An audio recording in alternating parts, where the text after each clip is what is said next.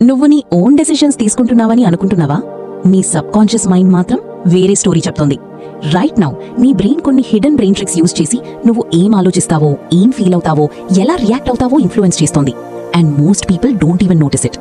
Brain trick number 1, spot light effect. నువ్వు చేసిన mistakes అందరూ గమనిస్తున్నారు అని అనుకుంటావు, కానీ రియాలిటీ ఏంటి అంటే వాళ్ళందరూ వాళ్ల గురించే ఎక్కువ ఆలోచిస్తుంటారు. Brain trick number 2, Zeigarnik effect.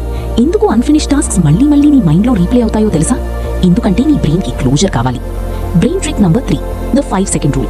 Over థింకింగ్లో స్టక్ అయినప్పుడు 5, 4, 3, 2, 1 అని కౌంట్ చేసి యాక్షన్ తీసుకో.